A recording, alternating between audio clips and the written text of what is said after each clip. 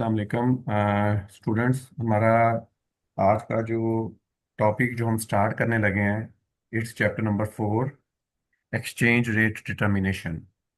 Basically इस chapter के अंदर जो है वो हम ये डिस्कस करेंगे कि आप जो एक्सचेंज रेट है किसी भी दो करेंसीज के दरमियान उसको डिटरमिन कैसे किया जाता है, या इन अदर वर्ड्स कौन कौन से फैक्टर्स हैं जिसकी वजह से आपका एक्सचेंज रेट जो है वो इफेक्ट होता है, वो कम या ज़्यादा होता है। ताकि उन फैक्टर्स को डिस्कस किया जाए, उन फैक्टर्स को जो है वो अंडरस्टैंड किया जाए, और उसकी बेस पे जो है वो फिर हम ये देखेंगे कि आपके एक्सचेंज रेट के अंदर जो है वो कौन कौन से इंपॉर्टेंट फैक्टर्स हैं जो कि हमें इफेक्ट करते हैं। तो सबसे पहले हम बात करते हैं जी इस चैप्टर के ऑब्जेक्टिव्स की, कि इस चैप्टर में जो है वो हमारे ऑब्जेक्टिव जो है वो क्या क्या होंगे। तो यहाँ पे बेसिकली हमारे पास जो है ये चैप्टर के ऑब्जेक्टिव्स हैं। तो तीन ऑब्जेक्टिव हैं जी हमारे। First one to explain how exchange rate movements are measured.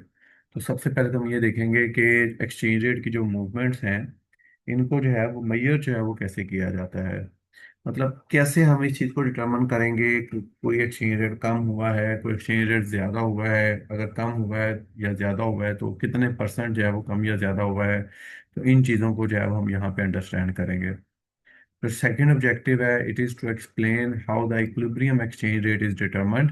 फिर हम ये देखेंगे कि किसी भी दो करेंसीज के लिए जो इक्विलिब्रियम एक्सचेंज रेट है वो कैसे जो है वो डिटरमिन किया जाता है, उसका क्या पैरामीटर्स हैं, उसका क्या मेथड होता है जिसकी बेस पे मार्केट ये डिटरमिन करती है कि ये कि दो करेंसीज के दरमियान जो है वो इक्विलिब्रियम एक्सचेंज रेट है।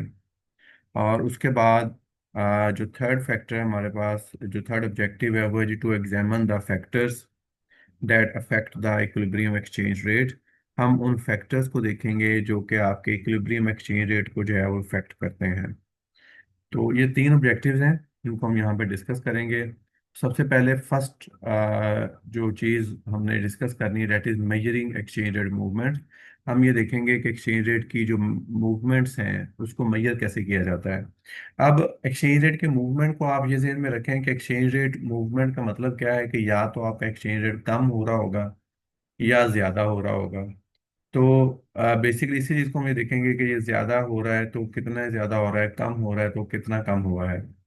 तो सबसे पहले एक्सचेंज रेट है क्या। An exchange rate measures the value of one currency in units of another currency. ये हम पहले भी देख चुके हुए हैं, पहले भी हम इसको डिस्कस कर चुके हुए हैं कि एक्सचेंज रेट जो है वो क्या मेजर करता है। ये एक करेंसी की वैल्यू दूसरी करेंसी के अंदर जो है वो मेजर करता है। आप इसको ये भी कह सकते हैं कि जो एक्सचेंज रेट है बेसिकली ये आपकी एक करेंसी की प्राइस है दूसरी करेंसी के अंदर। तो जब हम ये कहते हैं कि इस करेंसी का एक्सचेंज रेट उस करेंसी में ये है, तो हम एक करेंसी की प्राइस बता रहे होते हैं दूसरी करेंसी में। तो जैसे हमने कहा कि यहाँ पे या तो एक्सचेंज रेट जो है वो कम होगा या ज्यादा होगा। So when a currency declines in value, जब किसी करेंसी की वैल्यू जो है वो कम होती है। When a currency declines in value मतलब ये कि जब किसी करेंसी की वैल्यू कम हुई, मतलब उसका एक्सचेंज रेट कम होगा, तो it is said to depreciate. तो हम ये कहते हैं कि ये करेंसी डेप्रिशिएट हो गई है। And when it increases in value it is said to be appreciate. तो ये दो टर्म्स आप याद रखिएगा कि जब भी किसी करेंसी की वैल्यू कम होगी तो हम ये कहेंगे कि ये करेंसी डेप्रिशिएट हुई है। और जब भी किसी करेंसी की वैल्यू एप्रिशिएट होगी तो हम ये कहेंगे कि ये करेंसी, जब किसी करेंसी की वैल्यू बढ़ जाती है, वैल्यू वैल्यू बढ़ जाती है, तो हम ये कहते हैं कि एप्रिशिएट हुई है। तो उनके आगे यही टर्म्स है वो आपकी यूज होंगी, एप्रिसिएशन एंड डेप्रिसिएशन। तो बस इनको जहन में रखिएगा कि जब हम कहते हैं ये करेंसी एप्रिशिएट हुई है तो उसकी वैल्यू बढ़ गई है, और जब हम कहते हैं कि ये करेंसी डेप्रिशिएट हुई है तो इसका मतलब है उसकी वैल्यू जो है वो कम हो गई है।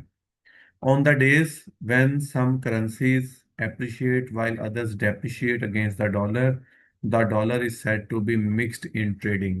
अब देखिए यहाँ पे ना तीन केसेस हो सकते हैं। पहला केस चूंकि हमने ऑलरेडी अज्यूम किया हुआ है कि डॉलर को हम अंडरस्टैंडिंग के लिए एज ए होम करेंसी लेंगे।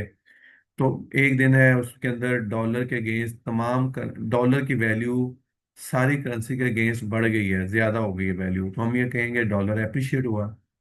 और किसी दूसरे दिन में ये हो सकता है कि डॉलर की वैल्यू सारी करेंसीज के मुकाबले में कम हो गई है, तो हम कहेंगे डॉलर डेप्रिशिएट हुआ है। लेकिन ऐसा मोस्टली होता नहीं है। होता क्या है, ये ट्रेंड होता है मोस्टली जो है, कि आपका जैसे डॉलर है वो कुछ करेंसीज के अगेंस्ट उसकी वैल्यू एप्रिशिएट हो जाती है, कुछ करेंसीज के अगेंस्ट जो है उसकी वैल्यू डेप्रिशिएट हो जाती है। तो हम कहते हैं मिक्स्ड इन ट्रेडिंग, कि ये जो ट्रेंड है ये डॉलर के लिए जो है वो मिक्स रहा है। डे जो है कुछ करेंसीज की वैल्यू जो है वो अप्रिशिएट हो गई, कुछ करेंसीज की वैल्यू इसके अगेंस्ट जो है वो डेप्रिशिएट हो गई।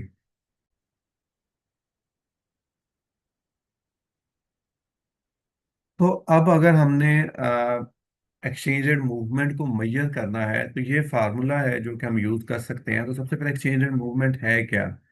The percentage change in the value of a foreign currency is computed as. अब आप किसी फॉरेन करेंसी के अंदर जो परसेंटेज चेंज हुआ है उसको कैलकुलेट करना चाहते हैं, तो हम इस फार्मूले से जो है वो उसको कैलकुलेट करेंगे। और फॉरेन करेंसी का परसेंटेज चेंज इस से जो है हम इसको डिनोट करेंगे परसेंटेज डेल्टा, इसको हम डेल्टा कहते हैं।